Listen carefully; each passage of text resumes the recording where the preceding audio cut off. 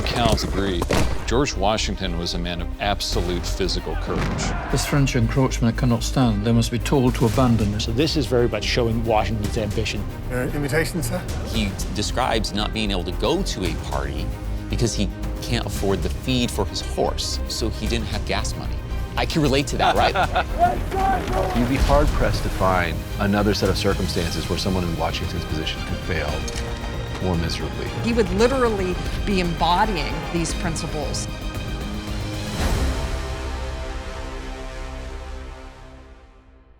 The volley, fired by a young Virginian in the backwoods of America, set the world on fire. So said Sir Horace Walpole of George Washington's clash with the French in the Ohio Valley in 1754. Today, we travel back to what we might call the first chapter, or even the prelude, of the American Revolution. This is a time before President George Washington embarked into the great unknown of leading a federal government without any precedent or example to guide his path.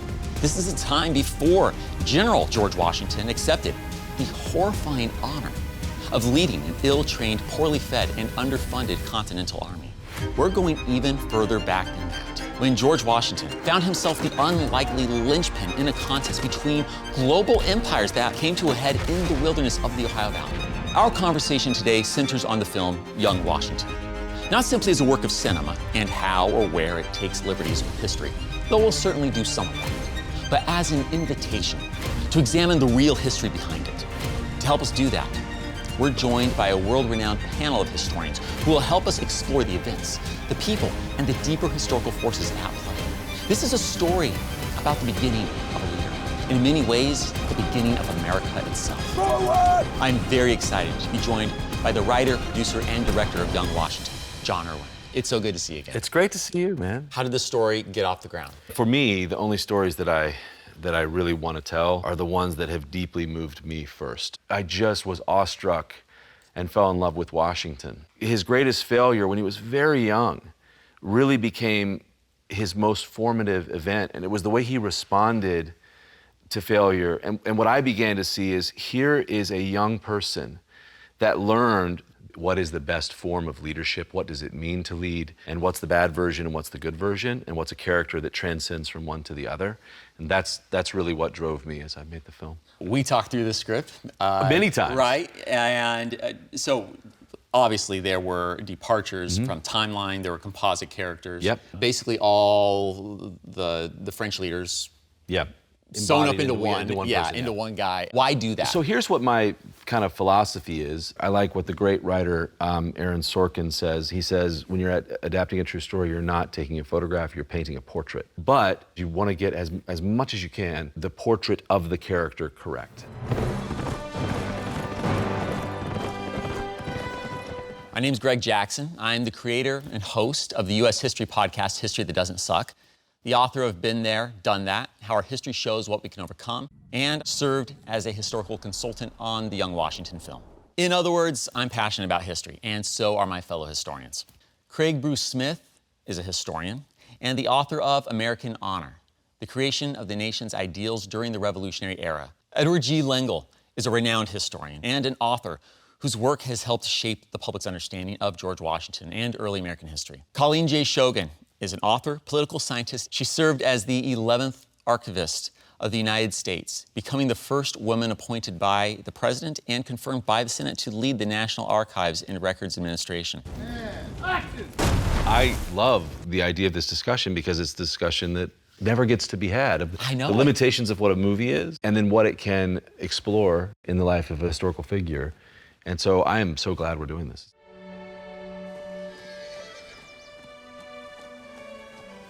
I'm so sorry. Where is he? He's there. He's not spoken since his father died. Hello, George. This first scene, I think, does a good job of conveying one of the pivotal moments in Washington's life, his early years, the death of his father, Augustine. Washington's about 10 years old when he dies, and the death of his father changes the course of his life. Because the fact that his father dies means Washington is not going to be educated in England like his elder half-brothers are. It really hurts his claims to being sort of an English gentleman. So this is a really pivotal moment. And we see Lawrence being introduced in this scene. The one thing I will say about the film that maybe, the initial meeting, though Washington meets Lawrence later, he's aware of him. And his father is constantly talking about, he's reading letters about his exploits in the Caribbean. So he's already larger than life, Yes, right? He's this superhero. He's been waiting for this moment, and it would have hit like, a lightning bolt. The world is often an unfair place. And you must take what it gives you and make it yours. The relationship with his mother is sort of complicated. To say the least. Because she's lost her husband. You're the eldest son in this house, and you have a duty to it. It's really impacting her life, her stability. They're both very strong-willed, perhaps stubborn is a better word. You're my son and Washington, and you'll behave like both. Where they do really differ is on aspects of religion. She very much tries to instruct him in religion. George is rather resistant. He is really sort of rebellious in a way that if his mother is pushing it on him, whether it's, George, you should read Pilgrim's Progress. He's, nope. Washington is obviously is Christian. He's very much focused on the role of providence. He loves that word. Yeah, that there is something fated or God is interceding in some fashion. I think it's really he's shaped by providence more so than a conventional sort of Christianity. One really interesting thing as you watch Washington develop, you see the competing influences of Lawrence and his mother in his character as it develops. Lawrence's aspect of that is that he was a dreamer. He was somebody, he talked about the things that he did in the Navy, the things that he was going to do, and he liked to bring George into his dreams. And that was the episode of him potentially going off to join the Navy, is seek adventure, pursue your dreams. And you see that in the film. Whereas his mother, Mary Ball, she really taught him the virtues of personal conduct, things like diligence, commitment, loyalty, honesty. You have to think many of those things came from his mother, but you see those elements almost at war within George Washington as he grows up. The dreamer and the practical man of business. There's going to be disagreement down the road between Lawrence and Mary Ball Washington about George Washington's future.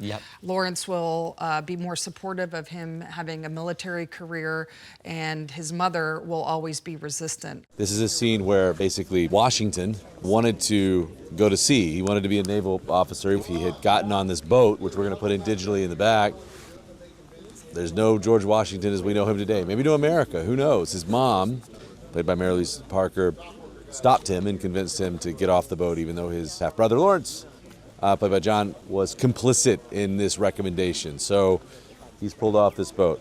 Lawrence, who actually was part of the Royal Marines, in this really convoluted way of getting a royal commission. But that royal commission is something he's chasing throughout his whole life. How may I become a British officer of the Crown? You cannot. There must be a path. There is not for you. It's a great theme in the movie because it is something that really shapes his thinking from the time he's a youth all the way forward. What you look for as a filmmaker is intention meeting obstacle. So what's the character's intention? What's the obstacle to that intention? And I found it interesting that this boy was so driven to advance his station, to define himself, and much of the time what stood in the way was his mother. And when you understand her point of view, because so much was taken from her, she needed him. Are you an officer now? Not yet, but someday. Or never. If God hears my prayers. As we talked about earlier, his life's interrupted when his father dies, and Washington no longer has formal schooling the way that we think about schooling. Here. Rules of civility and decent behavior. That will teach you how to be a proper gentleman. And then Cato, Plutarch, essential readings. Seneca and Cincinnatus. If one desires to be great, he must study those that were. I like the idea in this scene that George is a voracious reader. As he develops and he gets older, he will read more and more, and he will develop his own library eventually as an adult. He's interested in learning. He will have a a bit of a complex, his entire life because he doesn't have that classical education. He's trying to be, at this point, an English gentleman. The way to be an English gentleman is to have a classical education, to speak French. And as we know, foreshadowing... That will become a problem. That's going to be a big serious issue. So I've always felt that too, though. It's a hole that he feels. I think it's a good lesson, especially if you're a student applying to colleges and you don't get into your first choice, your life isn't over. Right? He didn't get to go to Appleby School. He still did pretty well for himself. Aristocracy is a game, George. But you could learn to play it, I suppose.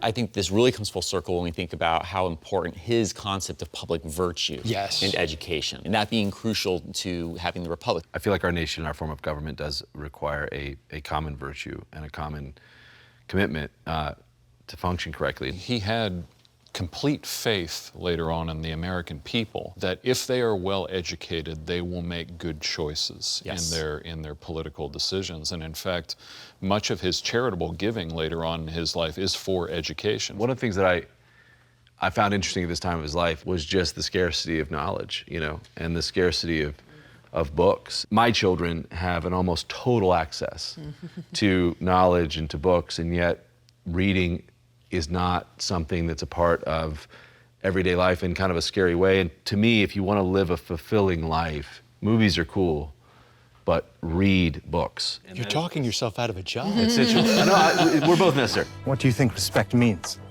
To listen to or obey the one you are respecting. Perhaps. But obedience can be commanded. Respect must be earned. There were some definitive and influential books that I find so interesting of how he began to embody those concepts in his behavior. Cato is the closest because he loves the play and he loves everything that it stands for. Standing up to the notion of tyranny, this whole idea that he actually almost becomes. There's a lesson there. We become our obsession. The idea is, with Cincinnatus and Cato, it's there about the idea of republic, but there's also the inverse side of what happens if a government becomes tyrannical, underlying what's coming with the American Revolution, but also once Washington is successful in the Revolution. It speaks to that public virtue belief that he would carry through his life, that we need an educated public in order to have a functional republic. Even a pawn can take a king. A favorite anecdote for me from George Washington's life, he describes not being able to go to a party because he can't afford the feed for his horse. And for me, it's always like, oh, so he didn't have gas money. I can relate to that, right? Like a teen, I've got a car, I can't afford gas. Right? That's kind of where George Washington's at. And does he pause and think, like, how lucky am I to be a teen with a car? No, he's focused on the fact that I don't have gas money. Invitation, sir. I'm Mr. Washington, George Washington, half-brother to Lawrence, who's married to Anne, formerly Fairfax. Well, thank you for the genealogy. Now, your invitation, sir?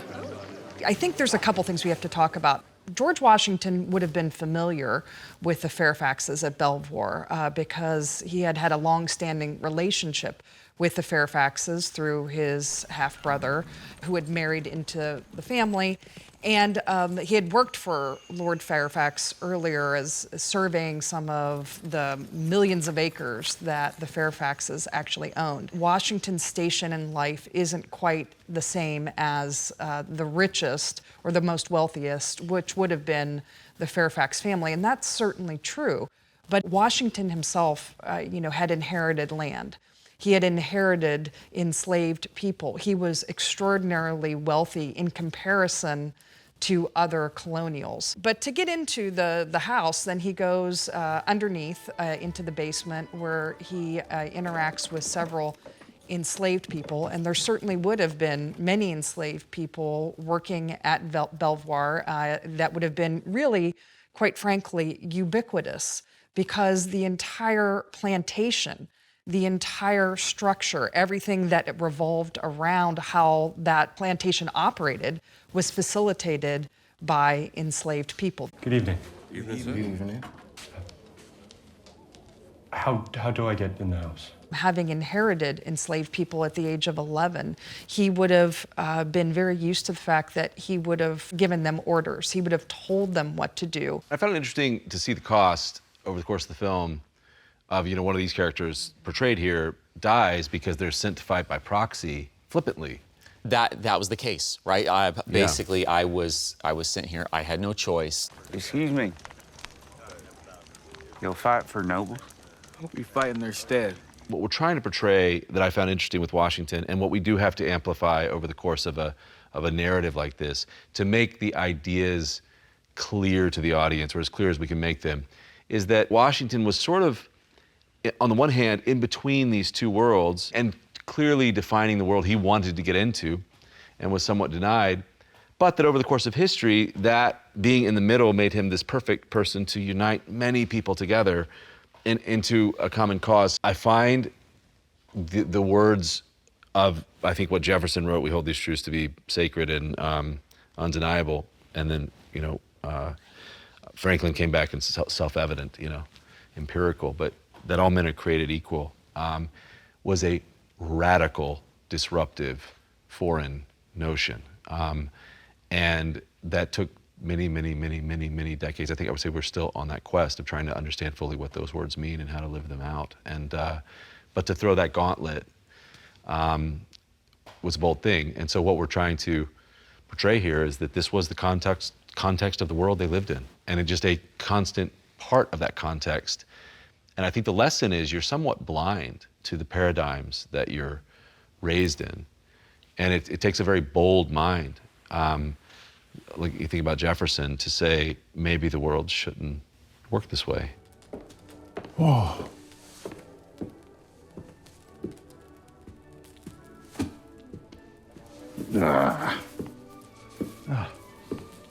Lord Fairfax, begging your pardon. I've dreamed of seeing your library. These are my true tenants. Who are you? George Washington, sir, brother to Lawrence. I didn't know he'd invited you. Neither did he, if you must know. Ah, so I've caught you slipping in. I think this is an important scene because the Fairfaxes are so crucial to his life. And Colleen's already alluded to this, that he is a family familiar. So there's some dramatic license here, but they're a central family. The Fairfax family are basically his patrons, right? Patronage in the 18th century is huge. That Washington is making his way because of the good opinion of others. So he gets brought into the Fairfax family because of Lawrence's marriage to Anne. There are other Fairfaxes that are very important that we don't meet. They're alluded to. So there's Colonel William Fairfax, who becomes a pseudo-father. He was agent to Lord Thomas Fairfax. And Colonel Fairfax's son, George William Fairfax, who we meet later in the film, becomes George Washington's best friend. And they are basically growing up together. What's really important to understand is that Thomas Fairfax is a titled aristocrat. A titled aristocrat in America is a rare thing. There really aren't any of them. So the idea, there's a theme in the film about Washington being middling. In my opinion, he's not middling at all. He's quite high-born. It's just when you have someone so elevated, he's just at the lower reaches of this upper class. I obtained a letter of introduction from your cousin. An eccentric fellow, isn't he? The lending of the books, the discussion of the library, I think that's so important because the Fairfaxes are the ones that really are giving him access to a lot of this classical learning. And it's Colonel William Fairfax who actually introduces him to the idea of stoicism, reserved emotion, about tying into these classical ideas. That's something he learns from them. The post of honor is a private station. Cato. You've seen the play? No. But I've read it 50 times over. They're telling him to read things like Seneca's Morals. I don't know how many times he read Cato. Maybe it was 50. Ed, maybe you know. Who's to say? It's plausible. We know he had his troops put on multiple times at Valley Forge, so he liked it. But I think it's this scene really is important. But what it's leaving out is that the Fairfaxes are almost creating jobs, creating opportunities for him. So this is very much showing Washington's ambition, that he's saying, oh, can I survey your lands for you? They're actually creating positions for him. I could go there, survey it and map it for you.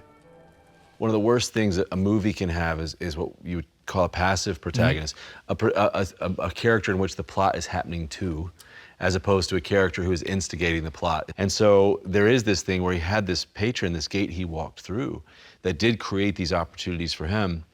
But what we have to lean on is that he had a level of ambition and drive to create those opportunities for himself. Fairfax saw something in Washington. Yeah, of course. Yes, he did. To say, I like that kid, and I see something in that kid, and I'm going to create these opportunities for that kid. But I think that comes back to the rules of civility. He crafted himself in such a way that he would be appealing to someone like Thomas Fairfax. Oh, I want to help you, young man. You seem like a fine, upstanding chap. But what's embodied in this one scene with Kels is amazing, and I love him, and I'm so grateful, is really what would have happened over the course of several years. Thank you, sir. Without the Fairfaxes, young George Washington may not advance to the heights he gets to. They are crucial. And you can't tell the story of young Washington without the influence of the Fairfaxes. It's beautiful, isn't it? The first surveying expedition and journey that Washington did for Fairfax was to the Shenandoah. He wrote a journal of it, and if any of you have read it, it's hilarious because it's actually his first experience camping out. That's awesome. And he doesn't handle it very well. These people are out camping in these rude tents or, sitting on rocks. And he said, I don't want to do this. There's that cabin over there. I'm going to go sleep the night in the cabin. So he goes to sleep in the cabin and he gets lice. And then he says, I'm not doing that anymore. And he actually writes wryly in his journal that I learned to dine on rocks using sticks for utensils. And this is when he's actually like 16, 17 years old. Thank you for your letters. I read them all 10 times over. At the river's fork, the world widened as though God himself had drawn back the curtain and whispered, begin. These are not Surveyor's notes. No, you love the frontier the way poets love their first muse. Why? They'd love me first, I guess. Offered fairness. Fairness? Yes, because the frontier is new, wild, unclaimed. Vast enough to outrun the old ways. And old rules? Like dowries and fathers who barter daughters? Rules that say a man is measured by ancestors you never met. George Washington never courted or dated Sally Fairfax. At this point in time, chronologically, she would have already been married to a Fairfax. And that's when his friendship with her blossoms. Now, there is some truth to the fact that it's almost undeniable that he was attracted in some way to Sally Fairfax because we have letters that he wrote in which he certainly is smitten with her and had spent time with her and was drawn to her. But what I really like about the role of gender and women in the film is that it does accurately portray what it was like for women even in the highest echelons of society. My fear is choosing, and then being told it was never my choice to begin with. What would your choice be? What Sally says in that scene is right. I don't know how much agency she would have necessarily had. We don't see a lot of agency when it comes to decisions with women, because when women get married, they literally become the legal property and union of their husbands. She would have been faced with the choice to marry someone like George Washington, who had not yet been established, or to marry a Fairfax who was extraordinarily wealthy. What think you about young William and Sally? Yes. Do they not make a handsome couple? It was really important who you married. It was one of the decisions that were made that could really affect your entire life, your how you would live, and your entire fortune. George Washington will make this decision later on after his military career, and he will marry very wisely. He marries the wealthiest widow in Virginia, Martha Custis, who will bring 17,000 acres of land and hundreds of enslaved people to their relationship. And what we have been talking about is that, George Washington is on the edges of the highest echelon of society. When he marries Martha Custis, he will be at the highest levels of aristocratic society in colonial America because of that merger. So I like the storyline because, in the story, Sally marries the Fairfax, and it's a little cruel to George Washington that he has to watch and see this happen.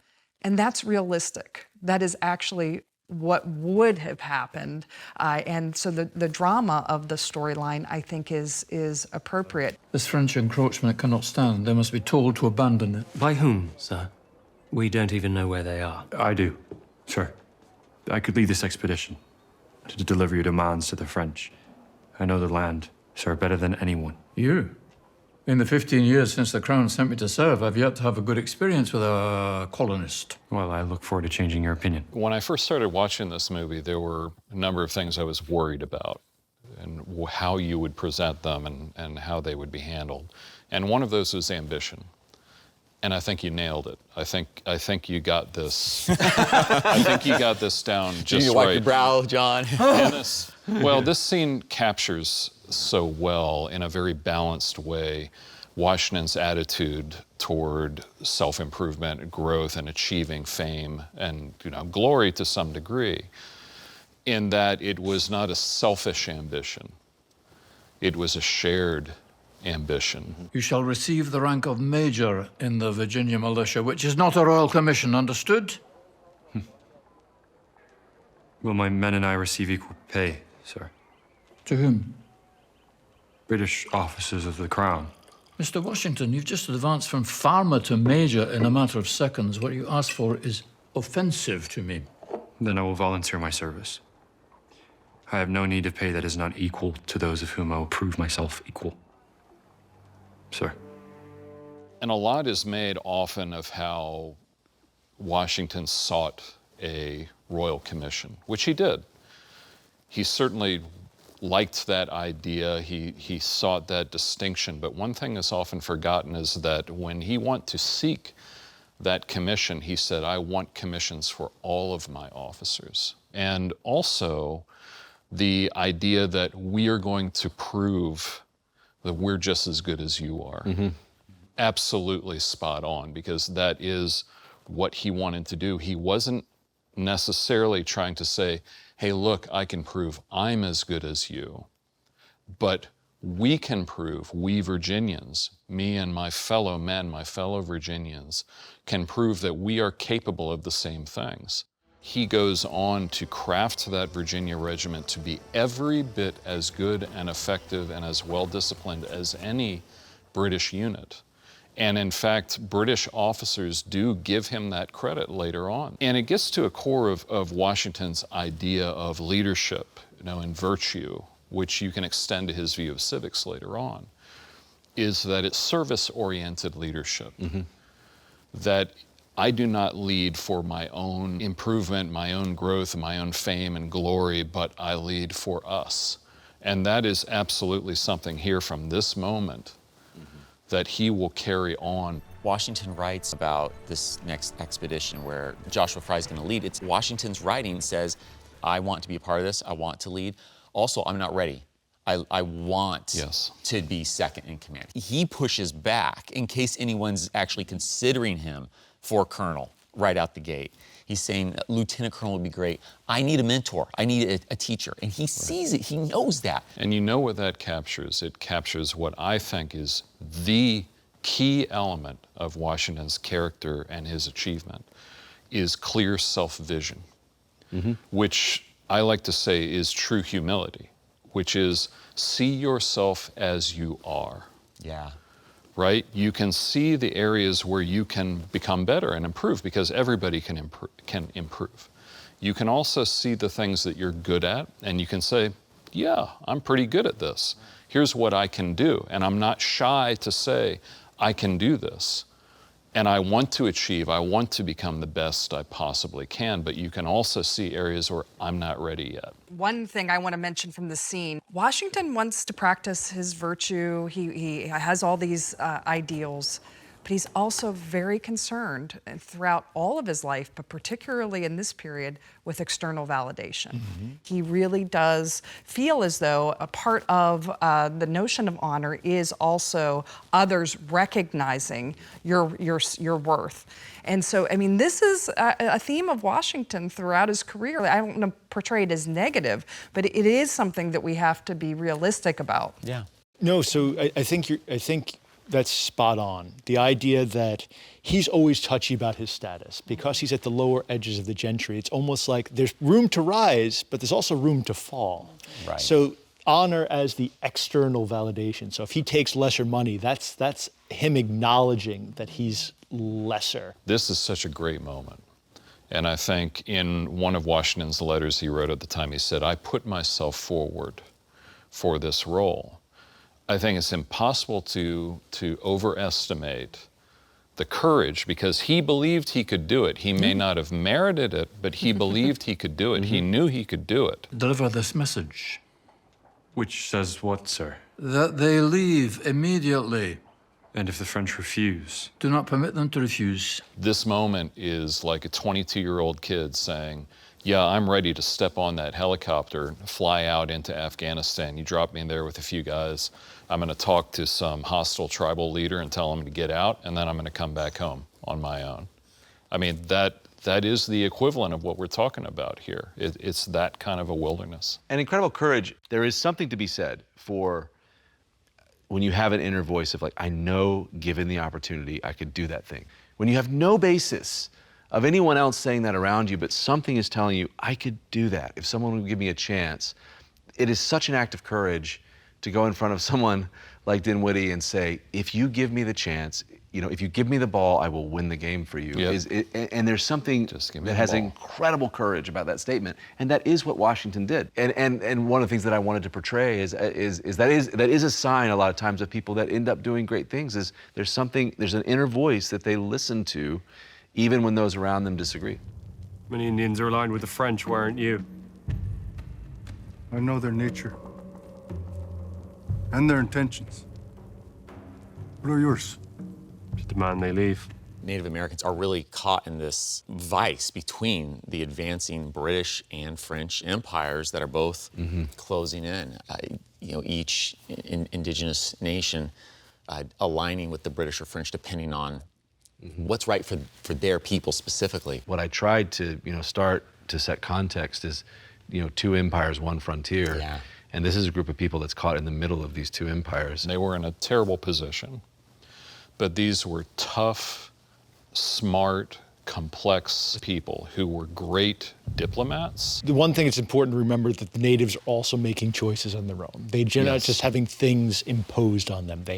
They are making decisions. They're playing both sides. Washington has this kind of naivete about them, but they are a lot smarter than he gives them credit for, and that's another tough lesson he learns. Drunk with his own pride.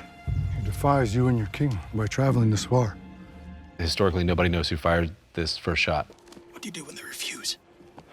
Pray. He had this kid with a musket that are very temperamental, and before we called action, it went off. Obviously blanks and everything, and he looked at the camera. He's like, "Was I not supposed to fire that shot?" I'm like, "We've solved it. We now know. we now know who did it." But what's your theories? So David Preston wrote a book, Braddock's Defeat, and in his source he found from a Native American source named Silverheel says it's Washington himself who fires the first shot. The question is just, what is the intention of the first shot? Is it fired with intent to hit, or is it fired mistakenly, or is it fired as a signal? So he's presented pretty strong evidence. So when you say Washington fires the first shot, he might have.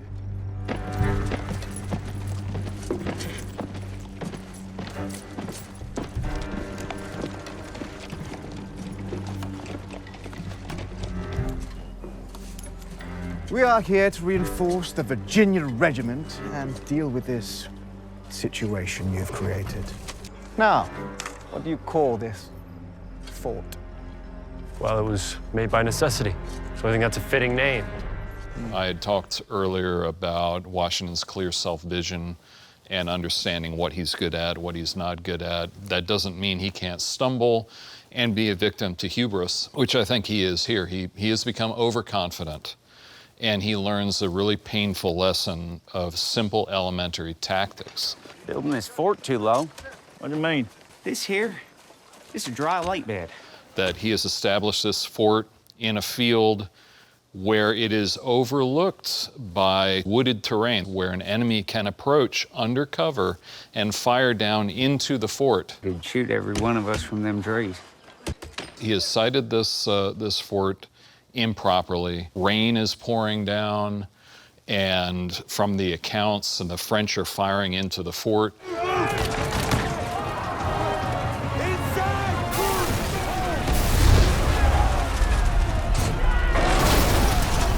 Washington's enslaved body servant is killed right next to him, as are many other men. It was really a horrible affair, and one that he would never forget, one that he would learn from, and that ability and capacity to learn the hard lessons, to accept what happened. But then the surrender is, even worse. Yeah, the surrender is a pivotal moment for how Washington is viewed throughout the world, in fact. So the Articles of Capitulation, the surrender, he has no choice but to sign it. But then it gives all the pretext for the French to say, look, the British have started this. This is a just war. We are fighting a defensive war. And it's going to take a lot for him to reshape his image, which is very low after Fort Necessity. This is probably one of the lowest points of Washington's career. There's a misconception, I think, about the role of failure if you fail correctly. You'd be hard-pressed to find another set of circumstances where someone in Washington's position could fail more miserably. I mean, this is a embarrassing failure. It's his fault. And I find with some great figures in history that is in many ways where a journey of transformation begins. There is great value in failure if you let it teach you. And it's one of the things that I really wanted to try to communicate through the film is failure forged Washington more than success. And I find that to be a missing part of the conversation about achievement in any kind. We cross the Monongahela River tomorrow. The next day we reach Fort Duquesne. Halt! Ambush! All accounts agree George Washington was a man of absolute physical courage. He had no fear. The threat of death never concerned him, and that shows here, that shows throughout his life.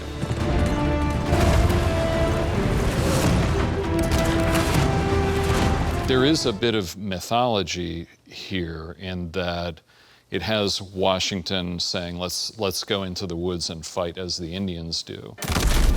Find cover in the trees! Fire from the trees! Spread out! Spread out! That's a story. I don't think it's true, because the lesson that Washington brought out from this is not, let's go out and fight like Indians, let's kind of break down our organization and hide behind the trees, but that he really believed in discipline. He believed in organization, and his beef with the British was that their discipline broke down. The biggest element of this battle, and the battle scenes are great, and it's depicted so well, his courage and how he is able to organize the remnants of the army and formulate a plan under pressure, which he could do, which he was very good at, and extricate the remnants of that force with great courage. But this is the moment where he becomes truly a combat veteran. Mm-hmm. And this will influence the whole remainder of his life and the whole remainder of his career. He did come close to death. He did have horses shot out from under him. He did have... Two, as I recall, right? Two, yeah. And he did have bullet holes in his coat and in his cap. So he came close to death.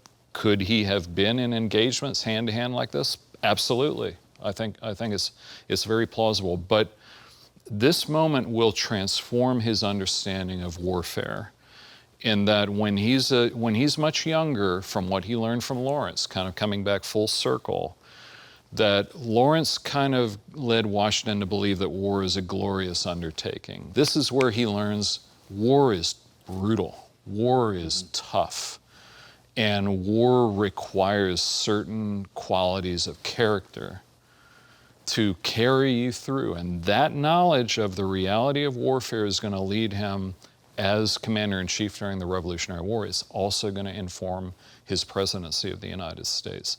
Grit and strength of character as a galvanizing force is so required that you do want to see where was this grit, this ability to endure forged, and you come to this moment. One of the things that we do pull vastly forward, I think, the idea that he was informed that he was being shot directly at, and they couldn't shoot him. It was much later. But it did happen. It did happen. I believe that story comes from Braddock's physician. It just happened a great deal later. And again, to me, it kind of started the journey in his life of what he was obsessed with, this concept of providence, the divine hand, as a thing that he would say that he witnessed. Fire! What you want to portray is a person that has learned from their mistakes and has the chance to come back. And yet, even in another loss, he defined himself heroically. I'm so glad you captured this moment in the film, because it is the defining moment of his life. I would love to just get some final thoughts. As someone who's been around Washington for her entire career, I think it's still a little bit difficult to get to know George Washington. And it is a great service to this film that we can actually see a young George Washington and see him embodied, to see him in action, to see that he's a real person. And most importantly, what we've talked about, that he made mistakes. And I think the biggest takeaway that I have is that we need to allow ourselves to be awed by Washington. And not just awed by the mythology of Washington, but awed by the actual person, the actual story, and the fact that he had a start in which he made major mistakes. He learned from those mistakes. He was resilient. And he goes on to, found a nation, lead a revolution, and that's something that we should really pay attention to, I think, in 2026 at the 250th anniversary. So I think someone could sit down and watch this and get a sense for Washington. It's correct feel, the themes are right. And hopefully it inspires people to want to learn more. And I think that's the best thing about films. They can reach people in ways that historians cannot. The most important tool for any chronicler or storyteller, and whether it's a filmmaker or a historian, and historians, I believe, are storytellers Absolutely. too, is empathy. And to be able to reach him in a way that you can capture his character requires that empathy. As a historian, we can all talk about things, well, this didn't happen this way, this didn't happen that way, and it wasn't your goal to produce a document. Correct. But to present something that can help us to understand a man and his times and his importance to our country. And I think you've captured his character and his personality in a way that, as somebody who spent most of my career reading his letters, it feels right to me. My ultimate goal is that people will be, wildly entertained by it. But I hope to instigate the same journey that I went on, which is it greatly enriched my life to spend a lot of time in what a movie can never do. But read some of the great books on this subject, many of which are right here, in terms of the writing of them, because I found that when you take time to understand the origin of America, you really do learn that this is something fragile that has been entrusted to us, and it really is an experiment. And it's this, again, it's the greatest idea in the history of nations. The lessons that I took away from the movie is that failure is not final. It's the courage to endure, and let failure be the great teacher. And then it's the last line of the film, to lead is to serve a cause greater than yourself and to serve those that you've been entrusted with. That is the essence of leadership in its correct form. I think the reason you love any good coming-of-age story or hero's journey is because we all have a quest and destiny and some voice that says we are capable of more than we think and we're able to do something given the opportunity. And just like Washington, I would hope that the film encourages people that see it to say, I'm going to listen to that voice and I'm going to chase what others might call impossible, because you can do it, just like he did, even if you fail along the way. I am a Virginian, and it is my honor to serve you.